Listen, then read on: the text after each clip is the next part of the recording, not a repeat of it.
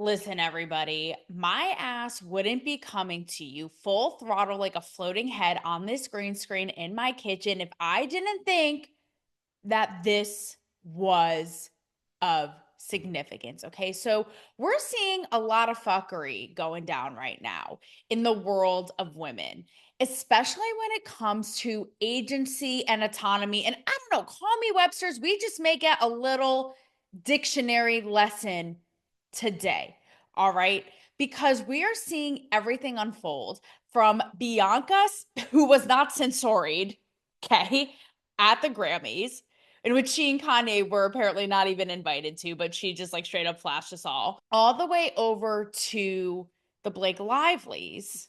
That's right. All the way over to the women who I feel are in sheer, pure, autonomous power. So I have, I think, a little solution today. Just call me a pageant girl because this may be the end all be all to world peace. Okay. I may have the solution right here on Talk to Me, Taylor, on this Jerry ass rigged green screen. So without further ado, listen, everybody in this ADD culture is hooting and hollering at every little hot take on the internet. And me, I thought, I'm going to sit back, with my pipe and my drink, theoretical pipe of taking in all of the lunacy on the internet. I'm going to sit back. I'm going to watch everyone scramble like fucking chickens with their heads cut off. If they're weighing in this, that, the other thing, and the other thing, I'm just going to sit back,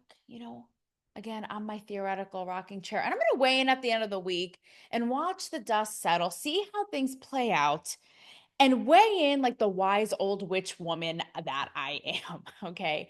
So the first things first is the Bianca Censori, Kanye West's wife, outfit or lack thereof at the Grammys. So I may have a take, call it hot. Maybe, maybe not. Didn't mean for that to rhyme. Okay. Or maybe I did. Oh. And she's a jack of all trades, people. Okay. I did not have such a knee jerk reaction to her Grammys outfit that was like a piece of floss as everybody else. So we saw her show up basically naked, right?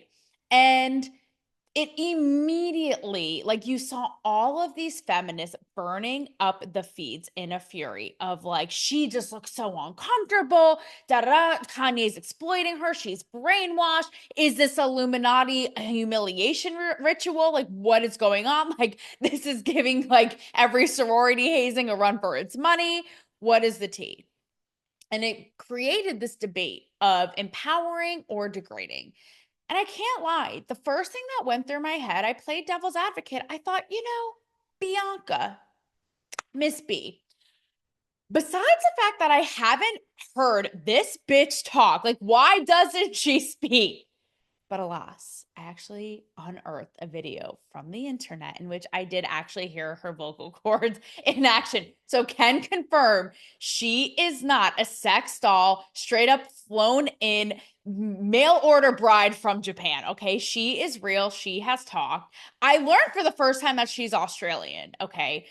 But I thought, what if we're, despite the fact that, we don't even know if her lips move, these lips at least, okay? We could pretty much confirm that the lips downstairs moved after the Grammys. But what if she self-willingly did this? Like we immediately run to the man's exploiting her, he's degrading her, he's putting her in a powerless position, he's using his authority over her, blah, blah, blah. Like, what if she's knowingly doing this? And what if she is in as much of the shock factor, shock jock line of work as Kanye? And they're together in cahoots just playing us. Like I was like, what if she really did just go tits to the wall and go, I'm just gonna come out here and you all can fuck right off. Sorry if you don't like it. Like I just me too to all y'all, all the paparazzi, all the photographers, all this. And we weren't even invited to this shindig in one punch. So that's the first thing that went through my head. And I'm not gonna lie, was I like, oh, this is so empowering as a woman? Not necessarily, but that is a thought that went through my head, which is what if she is just as knowingly, willingly in on this as he is? Like, we automatically, and by we, I mean a lot of these like leftist commentators, pundits, feminists, influencers, mainstream media, right? Whatever it is, right? Who automatically assume that she is powerless and is just at the will and bending at the knee of Kanye. And we all know that this man is a marketing mastermind genius, anti Semite by day, marketing genius, prodigy by night, you know? And so we've seen what he's done. I mean, remember his famous video? There's so many things that he does to do that shock value. So this comes as no surprise, but I did find it interesting that he reposted an article that Vogue did that actually also gave her the benefit of the doubt and was like, you know what?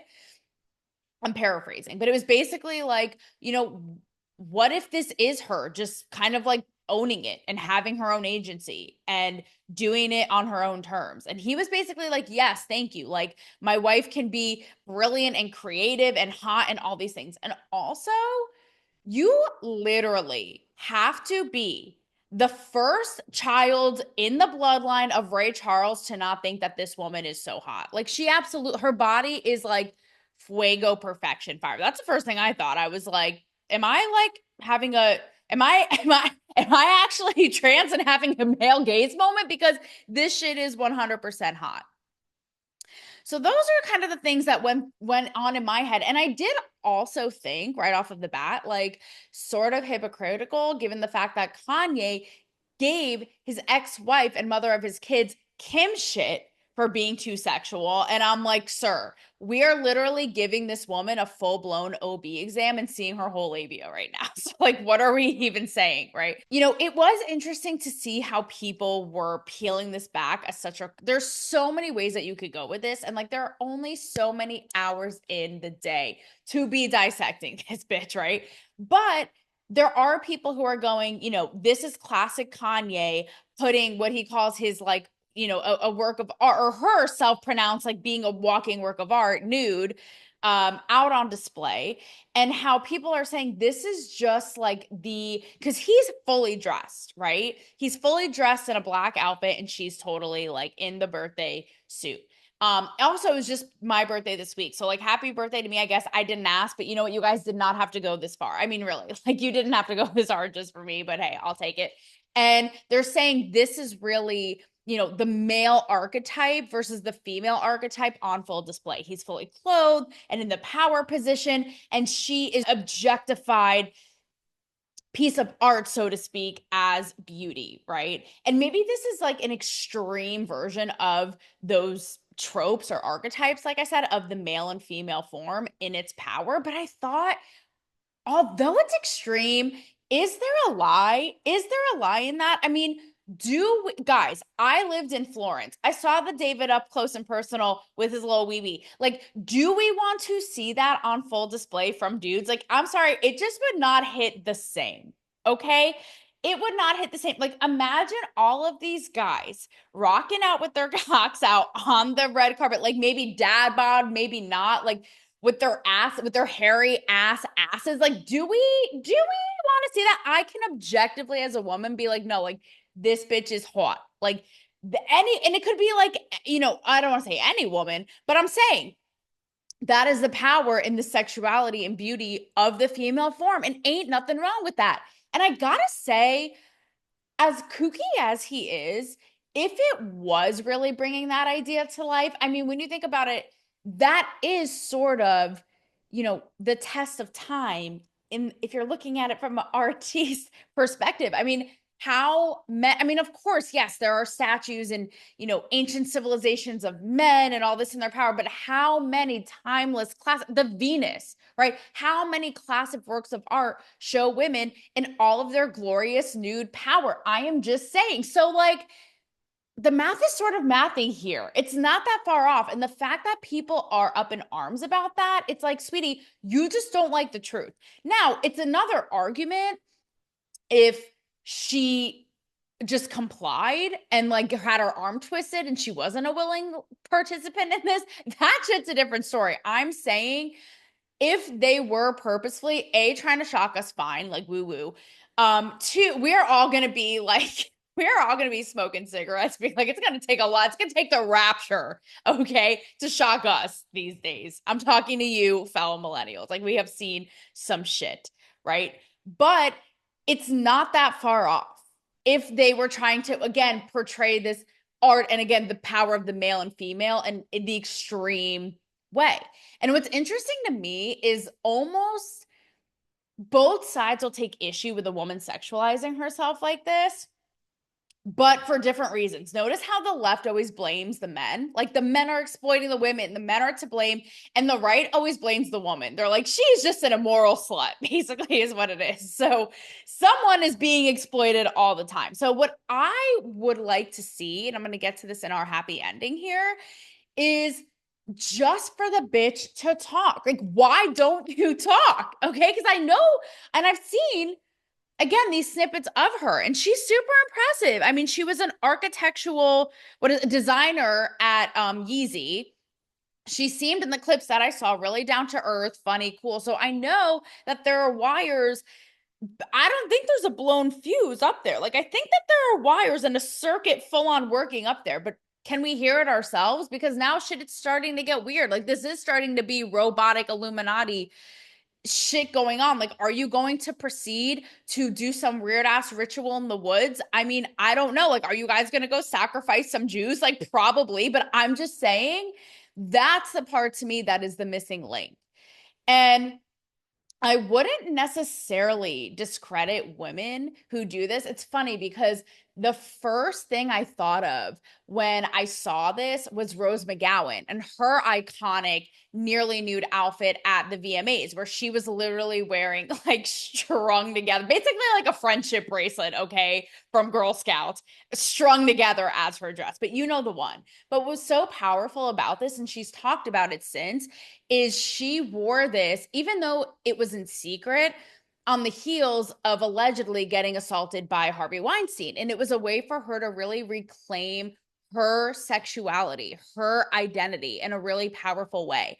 And she even said in the aftermath, I'm not like posing to look all cute and hot. Not that there's anything wrong with that. Like, I'm all for it. But she's like, I was sort of in this power stance of, here's my body, hear me roar. It's mine. I do what I want with it, and fucking fuck off and kick rocks. And I think that that's really powerful. And it actually reminded me of a few girls in my Playboy spread, which was so controversial at the time, because here we are as journalists posing nude on the heels, like, and in the direct aftermath of Me Too, posing nude, right? So taking full ownership of our bodies, objectifying ourselves willingly, having fun with it, putting it on display, and being like, oh yeah, we're also bomb ass intellectuals and writers too, writing the news you read and the pieces that inform you, right? And make you think. And there were a couple girls in the spread who said they were victims themselves. And this was really a way for them to, again, reclaim that power and not let anyone else own it. So if that is the case with this girl, you know, I'm all for it, but just voice to the people, girl. You got to let us know we're not fucking mind readers. Like, what is this like a ventriloquist moment? Like, we don't know. We don't know. So again, I don't know if he's just met her match in that they want to just sort of leave it up to interpretation, like a 16-hour long Christopher Nolan movie. I don't know. But either way, girl, voice the plot. Don't lose the plot, voice the plot. Okay. So we can help get behind you and tap that fine ass, you know, both intellectually and physically too, and in our minds and objectively. So with that is, you know, again, that's something where it's like presumably run by the man Kanye. Like, we don't know. And I also take issue with, like, immediately, oh, this is the problem, right? Of always being an inherent place of victimizing women as these powerless little puppies and presumably giving all of the authority directly to the man. So these first ones are examples of where the women are at the will of the men. I don't know. We don't know. That one is up to interpretation. That shit is like a Rubik's Cube that may or may not ever get solved, okay, until we actually hear from this lady. Like, blink twice, girl. Blink twice. And we will come, you know, we'll resurrect Helen Keller, do it in Braille. We don't care. We just want to know the tea. We just want to know the motive behind the situation. Next is A little bit. I know we've kind of like we're obsessed with it, but also there's a little bit of fatigue because it is just like minute by minute, another day, another dollar, another lawsuit against this crazy bitch, Blake Lively. But so not to go into the weeds of this because again, there's something unfolding every single minute, but something that I found so fascinating about this, I talked a little bit recently about Candace Owens, like investigative work, Magnum PI, Pulitzer worthy research deep dive into this situation. But what really fascinated me is she has this hunch and is on this whole kick that Ryan Reynolds is the insecure beta, motive behind all of these antics. And this is something that's really interesting to me because it started off as like, why would Blake Lively unleash the wrath, okay, of her psychosis in long blonde hair on everything and everybody at the destruction of everything in Justin Baldoni's life, to the Me Too movement, to her career, to Hollywood on the whole, to all of these publicity companies, to literally everything. Using and really weaponizing what we're coming to see, which I called from day fucking one, the weaponization of Me Too and these male and female dynamics, and saying she was a victim and harassment and inappropriate shit and blah, blah, blah, blah, blah, blah. No one believes you, girl. Like, sit this one out. But what's more fascinating is Candace Owens, and again, like, let's play this out, right? Because we don't know until the proof is in the pudding. But she plays it out to where Ryan Reynolds she thinks was so insecure that she goes in, okay?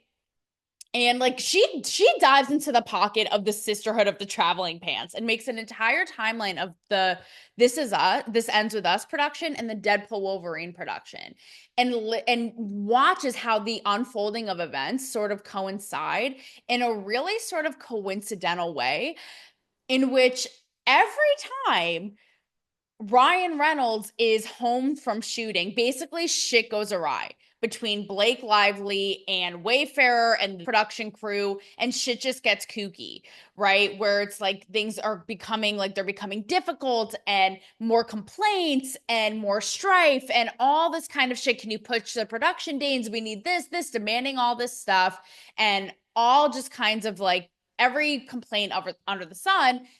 And then miraculously, when this guy leaves, there are literally receipts of her being Justin Baldoni's live-in nanny. She's like, do you want to come fly with me and my kids here, there, like braiding his hair?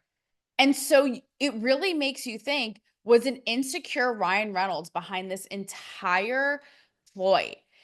And when you think about it, when you look at it, it actually is really quite trippy how, like, you see, he sort of like pays off and even gets Justin Baldoni's former podcast host in on a project he's doing, like, uses his power in the most, again, allegedly, air quotes, wink, wink, okay, way to cripple and infiltrate and destruct every crevice of poor Justin Baldoni. I'm going to call him Justin Peace Corps Baldoni's life, from his production company, her co-stars, his podcast co-host, Colleen Hoover, all of these people. And at the end of the day, wild to think it's because maybe he thought his wife was catching feelings with this guy and felt insecure and had to control it and thus destruct and completely destroy this other man's life.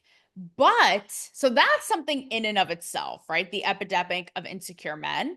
Don't know if it ever went anywhere. Don't know if it ever will go anywhere. Maybe that is actually the tail that keeps on tailing. Okay. But the fact that Blake Lively, who first presented herself, again, who knows, like, if this is a Kanye Bianca 2.0, like, we gotta keep these quote unquote power couples on notice, okay? Because these are the ones, they look all cute and whatever getting photographed on the red carpet, okay? But they're taking all of our asses out, all right? These are the ones we got to look out for. But that Blake Lively would present herself as this like strong Me Too survivor, like the freaking audacity, only to learn that she would go along with this whole time at the will of her husband who is feeling insecure in a type of way. Like that to me is bananas. Like they need to teach this in marriage counseling relationships 101. Like if this is the case, that is your sign to run, Forrest, run, bitch, run. That is the sign of an insecure and weak woman who's willing to go along. Again, if this is all true, with a little baby bitch, baby dick, insecure husband's plot. And that's what's so crazy. And we're even seeing the receipts just literally keep on giving, because there's one text from Blake Lively that everybody's talking about that we're seeing now, in which she's like, because she's an annoying, like, I'm a ball buster too, but she's a different breed of ball buster. Like, we see her giving shit to reporters and junkets and all that kind of stuff. Like, she does not represent us women in the rest of the ball busting community, okay? But she's just texting with Justin Baldoni about being a ball buster. I don't know if it's about her in real life or the character, but she's like, trust me, it's like so deliciously flirty and tasty and like with no teeth or something. So we're all like, okay, like, is this or is this not a blowjob reference? Like asking for a friend. But all that to say, and she even says, and he has to give it to her right back. And listen, in real life, I love this kind of dynamic because I am a little ball buster. I love a guy who can like go toe to toe with me and give it back to me in like a jest and playful way. So I know what she's talking about. So she's kind of says like, I'm all about this thing because it's kind of cool. It's sexy and flirty. We see like people like this in their agency. And so again, like what we do with what Blake Lively or Ryan Reynolds do in the shadows, right, is quite the conundrum, because here you have a woman again in the shadows on text being like, I and this character, perhaps that's if that's what she was referring to, are this, autonomous, we have power and agency and giving ball busters and go to toe with the men, or this facade of this like strong woman speaking out and I won't be retaliated against, blah, blah, blah, only to find out that her, what's looking like loser husband had her by the balls this entire time. So that, my friends, is PR 101. No, I'm just kidding. No, but right? I mean, when you think about the dynamic between men and women and power and where shit really goes awry. And it's quite sad because now when we see a woman in power, it's like, well, fuck, like, is this real? Is it smoke and mirrors? And you know what doesn't help the cause of all of this? All right. Talked in the beginning about all kinds of fuckery with women, and that is what I will deliver here today. We also have, and this, by the way, all these examples, I'm just showing you the spectrum. This just goes to show, individualism until the end, okay? Because these women and their antics, no matter how much we want to stiff arm, like arm's length away from these crazy bitches or align with them, they don't speak for all of us. And I'm generalizing right now because this shows you the range of antics, right? And so there's not one woman or one person who can act and speak for all of that, all of us. So keep that in mind as we venture down this journey. Because next, before we wrap all of this up, is we also have the women who just do say and act in the stupidest fucking ways. Okay. And that is an instance where when it comes to like agency and autonomy and quote unquote, like again, this, facade of like a boss bitch kick-ass woman, I'm like, they do not speak for me. My thoughts are my own, like a Twitter bio. Okay. My thoughts are my own. And please do not, like, they do not represent the rest of this community. I'm going to quickly revisit this, but I don't really want to relive the Selena Gomez video of her crying like her entire family just got murdered right in front of her, okay, over gang members and criminals and rapists being deported. Like, weird flex, but okay. Sobbing uncontrollably, right? So you have that where it's like, you also, this story caught my eye today, have this woman. She is a comedian. Her name is Amber Ruffin. I don't even know. You need Amber Roofy in me through her set, I am sure, because she has been enlisted as the host as this year's White House Correspondents' Dinner. She also works for Seth Meyers. So yeah, right. You can only put those pieces together so much. This lady did an interview with Jake Tapper, and when you talk about this, is literally the stupidest shit that I have seen and heard from somebody in 2025 thus far, aside and apart from Blake Lively. Okay. And also, guys, this goes like on the whole, I also want to address that I'm scrutinizing the actions of women right now, which also is something to be said in and of itself. That I feel like women, and this isn't to pull like a victim card like these a-holes, but it is true that we are scrutinized a little bit more, but and there also is a long history, of course, of us being treated differently in a second class. So that's why there is a little bit of a responsibility to like lock it up and get your shit together, bitches, because we don't want to be lumped in with all of you freaks. But there are an equal amount, if not more, men doing insane, dumb shit on the daily too. Okay. But this episode is about women, and that is what it shall be. So she did an interview with Jake Tapper about the White House Correspondents' Dinner she's hosting. And this is, again, the No Fun Club personified, because this event was notably hosted by comedians, by people who would almost like it would almost be like a roast, right? And to sort of bring a camaraderie and fun and lightheartedness between the president and current administration and reporters covering them. Well, this shit went south. I believe it was in 2018 when Michelle Wolf did it. And like, honestly, leave it to these people to just turn everything sour and like ruin all of our fun, but made it really serious and like went after Trump and all this. And so after that, they actually didn't have a comedian. They had, I think it was like a historian or something. Like, what is this? Literally, this was supposed to be the one glimmer of fun and hope and joy in politics in this setting. And this is more so looking like the most boring AP bio class of our lives that we're all drooling in, okay, and wish we were dead. So this woman now just continues on with that, because she literally is just has full-blown Trump derangement syndrome, is like, we're so sad about this. Like, lady, if you're going to be talking to the room, read the room. Like, how about actually look at a map from the electoral results from this year? So we're all sad. Like, go join Selena Gomez and cry, okay, at the Babysitters Club. Like, we don't want to hear it. So first of all, you're out of touch. Donald Trump never went to it during his first term in office. Do you want him to be there this year? No, don't nobody want to know. No one wants that. I mean, sure, it's something to do. Look, I don't.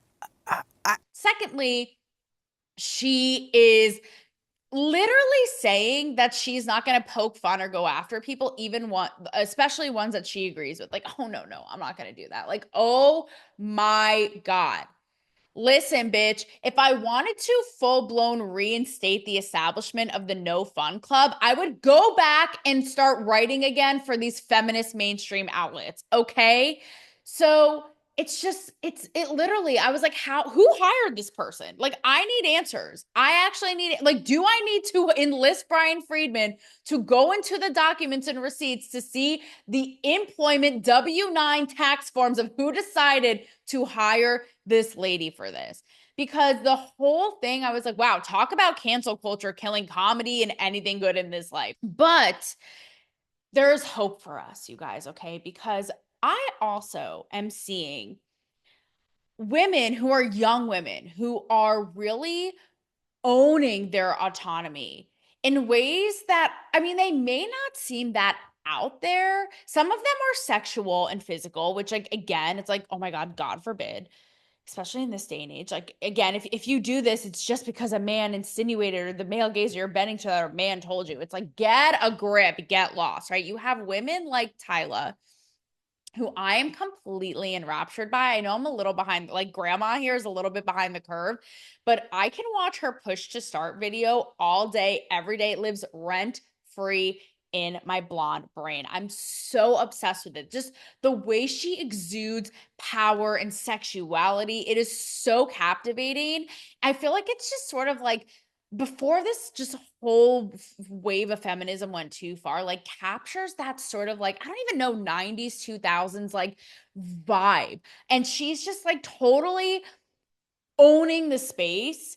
and is such a great performer, of course, but like full on objectifying herself, like shaking her ass in the camera, but it's not in a degrading way. It's just like, yes, here I am. Am I making myself a little sex object? Yes, but like I'm enjoying it, you're enjoying it, and also don't fuck with me. Like this is my power, and we're all happy. It is just so bomb, like sheer feminine force on display.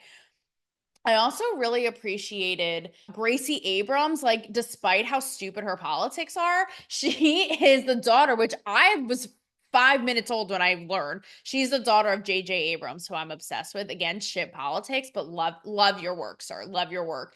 And she did a spread in Cosmo that was like very, again, controversial because people are like, oh, is skinny chic in again? Like all these body positivity normies just going way too far, and she looks hot. Again, it's not necessarily my type. Like I like a little bit of more of like a curve. It's giving like Kendall Jenner, right? But she's so hot and she completely owns it. She like has no apologies about it, which I love. And yes, you could say these first two examples, Taylor, these are women like owning their power, and it's mostly just surrounded by their sexuality and their body. And like, are you like a Harvey Weinstein reincarnated, just enforcing the male gaze? No, bitch.